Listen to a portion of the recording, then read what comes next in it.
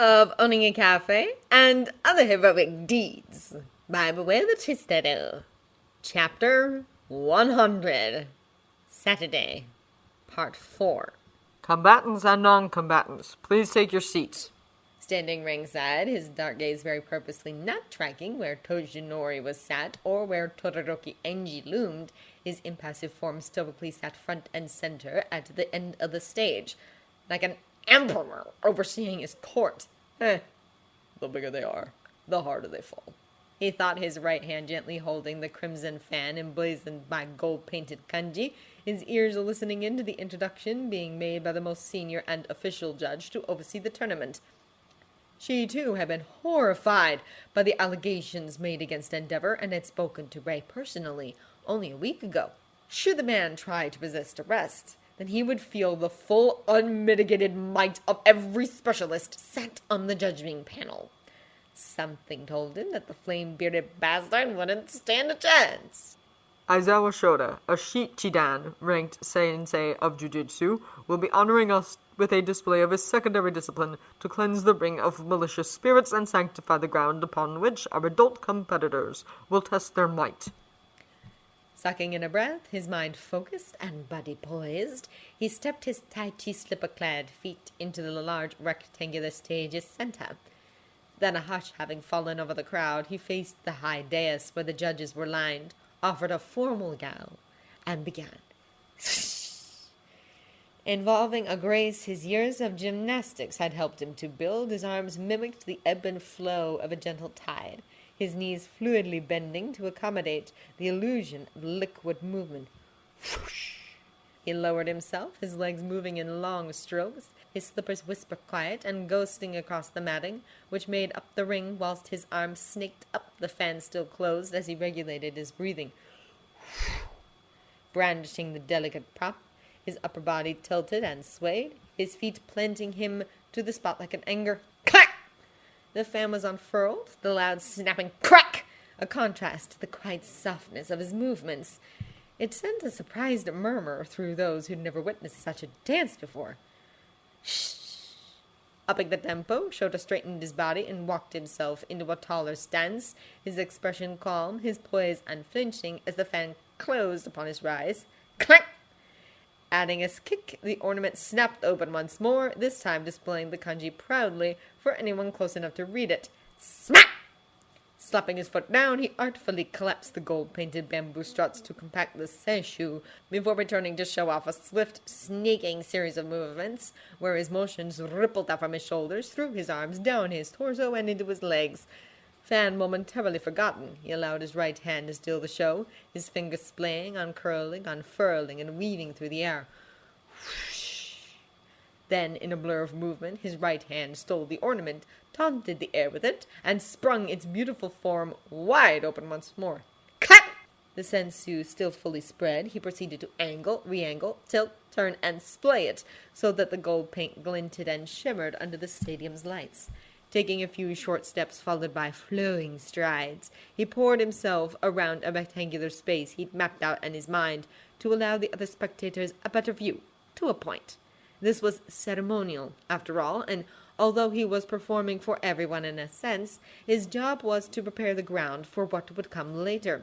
His main audience would always be the judges, their duty to oversee and officiate the matches today, putting them in a place of unparalleled honor. Whoosh! The fan was closed as his arms looped and circled in rapid succession. Clack! He then flipped it open once more at the small of his back, the bend of his knees slinking him around on the spot. Swish! Clack! Twirling himself, his feet moving a handful of spaces, he mimicked the torrid current of a waterfall by rising and falling, the sensu clattering open above his head at the climax before he gently lowered it down to his chest. Whoosh! Then, slowing down once more, he rolled into a few more classical kata forms, the fan sometimes spread wide, other times shuttered closed. Taking a knee, he displayed the ornament proudly to the younger competitors. His tots in their number sat upon the floor, allowing them a moment to observe it properly. Whoosh! Before flowing into a stand, his right leg kicking back to stoop his stance, his flow graceful and slow, fluid and fast. the sensu purposefully tremoring in his grasp as he leveled it up, slanted it down, and presented it for the crowd. Whoosh! He spun, his body making use of the space behind him. Clap! Before maneuvering into a kick, the fan snapping in time. Bang! Clap! As the performance entered its final act, he sprinkled in more kicks, crouches, and kata-like extensions of his arms to mimic strikes you'd use in combat. Bang! Bang! Clap! Then, because this was an exhibition after all, he added a selection of jumping kicks with a delicate spin or two, his landings loud to broaden the impact of his moves. Bang! Bang! Clap! He was swooping, ducking, diving, and leaping, his motions coordinated, his form true. Clap! Pulling himself into the 1-foot stance, the sensu splayed over his heart. He swayed 2 more times before reverting, like low tide, into a full stand. The fan was closed. He was still. He offered a formal bow to the judges. A cheer roared around the dojo. Watching as his partner moved onto the stage, Toshinori had joined in with his younger friends to train their phones upon him so that they could commemorate the occasion. It was nice to have a record of such things, wasn't it? It was for posterity. It was for celebratory purposes. It was... Whoa! Blinking, the number 1 pro felt his enchanted smile stiffen a bit. Tilting his head a little, his ears not having to strain, the hidden hero felt his fingers twitch around the phone he was somehow holding steady. No clue, but I'd like to find out. Damn, he knows how to move his body, huh? Oh, what? Yeah, he does. I wouldn't mind sparring with him sometime, if you know what I mean. What? Someone like that is probably a demon in the sheets, right? What? Sucking in a breath, he turned in his seat to level a very blatant glare at the 2 men sat behind him, his aura crackling slightly, just enough to get their attention. When they both flinched and dared to look him in his no doubt sparkling eyes, he smiled at them. This is a family event, he pointed out in a hushed and potentially menacing whisper, the people around the pair similarly fidgeting. So I'd appreciate it if you'd not cheapen the artistry of his performance by objectifying him. He offered, his tone deepening a touch. So please settle down and enjoy the show without such lewd commentary, all right? He advised calmly, another flicker of power momentarily ghosting across his broad shoulders. Sure thing, man. Whatever you say. Sorry. Watching as they paled, rapidly bowed their heads, and whispered their rushed, hurried apologies, he widened his smile a touch and inclined his head in turn before bringing his attention back to the admittedly lovely performance, his hackles no longer raised. Way to be subtle, big guy. Keigo chuckled quietly next to him, his wings puffing slightly in mirth as he shook his head ruefully whilst Ryoko giggled, and Tadeo finally patted his still tense shoulder, an indulgent smile pulling at his lips. I regret nothing. He huffed about marring his lips, whilst he refocused his phone's camera to ensure he didn't miss any more of the show himself. I think it's sweet that you're defending your partner's honor, Toshinori-san. Then, after grumbling a little under his breath, he finally allowed himself to enjoy the rest of the mesmerizing display, his fondness rapidly covering any ill will he felt for the tasteless man behind him. It really is something else, though, isn't he? He breathed, his attention locked onto the shimmering crimson that clothed his lover. With every fluid movement, every strike and kick, he couldn't help but fall in love a little more. Tadeo-kun, would you happen to know where I could purchase a fan like that? Leaving to get changed out of the ornate robes, Shouta clocked a few members of the police force hanging around the main dojo's perimeter and by the main entrance as he went. In some ways, he was pleased that there were other things he needed to focus on, but at the back of his mind, he longed to be sat with Dabi and Rei. He couldn't comprehend really what kind of grief they were dealing with right now. The longing. However, Endeavor's power was nothing to sniff at, and so, carefully and quietly spiriting away each child in turn after their matches to be reunited with their long-list family, and he could only pray that it did go well, for he knew from quiet conversations late at night, Tomura and Hitoshi fast asleep, shared between himself and his oldest ward, that he was worried. What if they hate me? I'm preparing myself for that. I wouldn't blame them, but Mom's been through enough. We could cross those bridges if we come to them, Dobby. I can't begin to imagine how you're feeling or what Saturday will mean to you, but in the first instance, just focus on being there for them in any way that they'll allow, and the rest will come in time. That's the way of the cut, Dad, isn't it? You sure as hell won me and Tomer over that way, didn't you, you crazy not-so-old guy? Yeah, well, if your siblings are just as incredible as you, and I have it on good authority that they are, we'll soon see them happier, and on a personal note, you are amazing. You amaze me every day, and I just know that once they've settled, once they know that you're all safe, well, I can hear Dobby ringing around the cafe louder than ever, you know.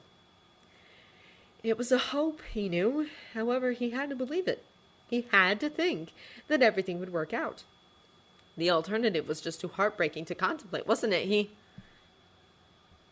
Shouta, John! Blinking out of his thoughts. The eatery owner turned his head just as Azahiro bowled into him. The man smirked devious while he grasped his left hand and spun him into a twirl, those dark eyes glinting. And if I thought that I should notice that wasn't a man of culture, I found myself corrected. Quirking a brow at the brunette, his eyes spying Mirai on the approach, his neck sporting a VIP lanyard, Shouta allowed the tactile teacher in training to fawn over him some more before rolling his eyes fondly. Do I want to know what you're talking about? Hero, don't. The emerald-haired future seer tried to dissuade, his lips wrestling between frowning and laughing. Why, shut the man there! I'm talking about this lovely outfit you're wearing! The former magician crooned silkily, his eyebrows wagging. Just between us boys. Will he be buying the fan and slippers to go along with it? I can't imagine you dancing around his bedroom without them now that I've seen you full regalia, you know. What? You? He tried, his cheeks staining red. You? Oh my. Oh, there.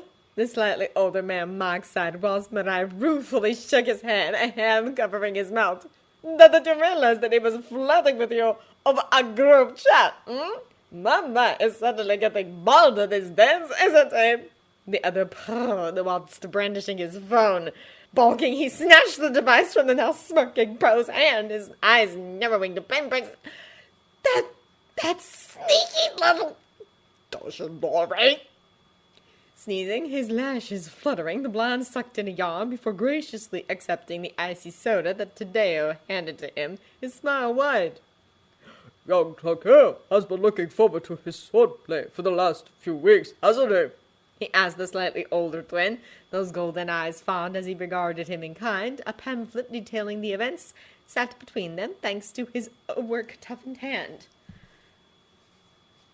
Yeah, he's always loved getting to show off, but now he has groupies, thanks to the study group. Well, he's really fired up to go all out, he replied with a little shrug, the index finger of his left hand pushing his glasses back in place, whilst on the main stage, a quartet of young women sparred with ornamental spears, to the delight of the crowd. And speaking of fired up, I was quite surprised that Almado wasn't here in an official capacity or entering any competitions, he murmured, his head lightly inclining to where Totoroki Enji was sat, his stoic form unmoving, even as his servants fussed about him and the children. They'd been provided with small tables loaded with bottled water, face towels, Uchiwa fans, and snacks. Well, he hoped that the man enjoyed his special treatment today. He knew for a fact that Tartarus offered no such luxuries. Yes, well, the symbol of peace is on standby, he admitted quietly, the other nodding. Captain Suganame and his team have our bases covered, so I really hope for everyone's sake that such measures won't be needed. He sighed. Those children have been through enough, and although nothing would give All Might greater satisfaction than rushing down there to Texas smash that Mustang, I pray that it won't come to that. He mused quietly, his gaze flitting around the room. There are a lot of innocent people gathered here today, and although this was strategically the best way to assemble so many pros without drawing undue attention, and to provide safe ways to reunite our friends with those kids, I would much rather this battle be handled quietly, you know? Sho said very much the same. The brunette nodded through a sigh. Thank you, by the way, he added, their eyes meeting. With you being who you are, I had such worries when you started to become more serious about each other. He admitted, his tongue soft whilst he absent-mindedly watched the women thrust and parry their red silk-ribboned spears. I was concerned that your mission, your job, would mean more to you, and yet here we are. He breathed, his smile strengthening. Thank you for loving him. No, good. He returned quietly, his head shaking lightly. It's been my privilege, truly. He furthered, his shoulders relaxing as he chuckled. I thank him for loving me every day.